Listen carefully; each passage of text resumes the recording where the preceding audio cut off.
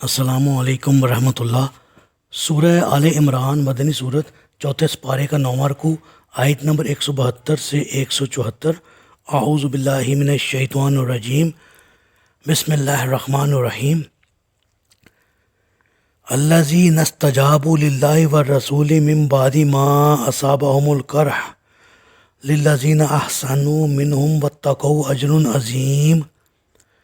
جنہوں نے صدمہ پہنچنے کے بعد بھی اللہ اور رسول کے حکم پر لبیک کہا، ان میں جو لوگ نیک کردار اور پرہیزگار ہیں ان کے لیے بہت بڑا اجر ہے۔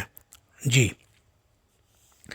سیدہ عائشہ صدیقہ رضی اللہ تعالیٰ عنہ نے اپنے بانجے عروہ بن زبیر رضی اللہ تعالیٰ عنہ سے فرمایا، اے میرے بانجے، میرے والد اور تمہارے نانا ابو بکر بھی انہی لوگوں میں سے تھے جب احد کے دن رسول اللہ صلی اللہ علیہ وسلم کو جو صدمہ پہنچنا تھا پہنچ چکا اور مشرکین مکہ کو لوٹ گئے، تو آپ صلی اللہ علیہ وسلم کو خطرہ پیدا ہوا کہ کہیں واپس آ کر پھر نہ حملہ آور ہوں۔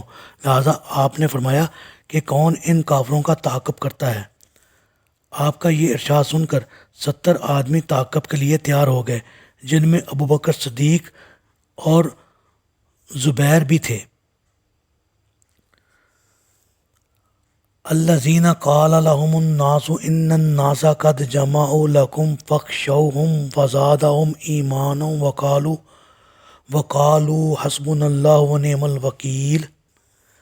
یہ وہ لوگ ہیں کہ جب لوگوں نے ان سے کہا کہ لوگوں نے تمہارے مقابلے کو ایک بڑا لشکر جمع کر لیا ہے، لہٰذا ان سے بچ جاؤ، تو ان کا ایمان اور بھی زیادہ ہو گیا اور کہنے لگے ہمیں تو اللہ ہی کافی ہے اور وہ بہت اچھا کارساز ہے۔ جی، غزوہ احد سے واپسی کے وقت ابو سفیان نے مسلمانوں سے جو خطاب کیا تھا، اس میں اس نے مسلمانوں کو چیلنج کیا تھا کہ 1 سال بعد پھر میدان بدر میں مقابلہ ہوگا، اور اس چیلنج کو رسول اللہ صلی اللہ علیہ وسلم نے قبول فرما لیا۔ لیکن جب وعدے کا وقت قریب آیا تو ابو سفیان خود ہی ہمت ہار بیٹھا، کیونکہ اس سال مکہ میں قید پڑا ہوا تھا۔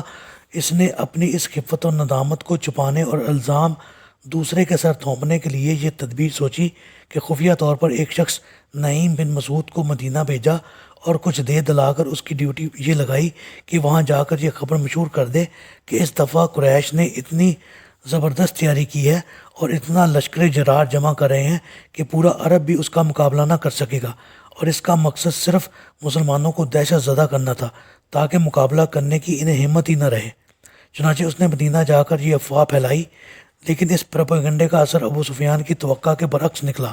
اس خبر سے مسلمانوں کا ایمانی جوش اور بھی بڑھ گیا، اور رسول اللہ صلی اللہ علیہ وسلم 1500 صحابہ کو ساتھ لے کر میدان بدر کی طرف روانہ ہو گئے۔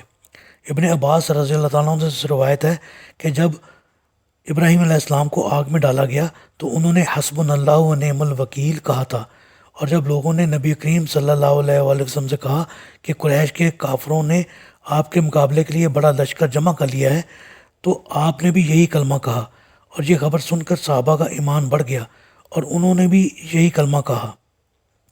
جب ابو سفیان کو یہ صورتحال معلوم ہوئی تو چاروں نچار نکلنا ہی پڑا، چنانچہ وہ 2000 کی جمعیت لے کر مکہ سے روانہ ہوا، مگر 2 دن کی مسافت طے کرنے کے بعد وہ اپنے ساتھیوں سے کہنے لگا اس سال لڑنا مناسب معلوم نہیں ہوتا، آئندہ سال آئیں گے۔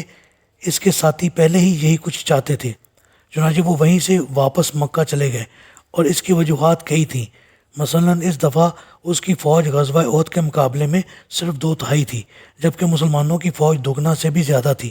دوسرے، وہ مسلمانوں کی جرأت ایمانی کو خوب ملاحظہ کر چکا تھا۔ تیسرے، جو پروپیگنڈا وہ پہلے کر چکا تھا، اس مناسبت سے اس کے پاس لشکر نہایت قلیل تھا، چنانچہ اس پر کچھ ایسا روب طاری ہوا کہ اس نے واپس مڑ جانے میں ہی عافیت سمجھی۔ اس غزوہ کو غزوہ سویق بھی کہتے ہیں، کیونکہ ابو سفیان رسد کے طور پر ستو ہی ساتھ لایا تھا، جو راستے میں گرتے بھی رہے اور واپسی پر اس رسد کو یہیں چھوڑ گئے۔ رسول اللہ صلی اللہ علیہ وسلم ابو سفیان کے انتظار میں 8 روز تک بدر کے مقام پر ٹھہرے رہے۔ اس دوران ان صحابہ کرام نے ایک تجارتی قافلے سے کاروبار کر کے خوب فائدہ اٹھایا۔ پھر جب یہ پتہ چلا کہ ابو سفیان واپس چلا گیا ہے تو آپ بھی مدینہ واپس تشریف لے آئے۔ فانقلبوا بنعمت من اللہ وفضل لم یمسسہم سوء واتبعوا رضوان اللہ واللہ ذو فضل عظیم۔ یہ لوگ اللہ کا فضل اور اس کی نعمت حاصل کر کے واپس آئے، انہیں کوئی تکلیف بھی نہ پہنچی، وہ اللہ کی رضا کے پیچھے لگے رہے، اور اللہ بہت بڑے فضل والا ہے۔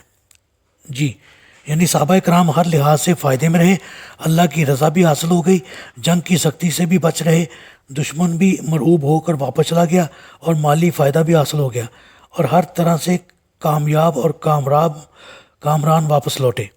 اللہ تعالیٰ سے دعا ہے اللہ تعالیٰ ہمیں قرآن کو پڑھنے، سمجھنے اور اس پر عمل کرنے کی توفیق عطا فرمائے، آمین۔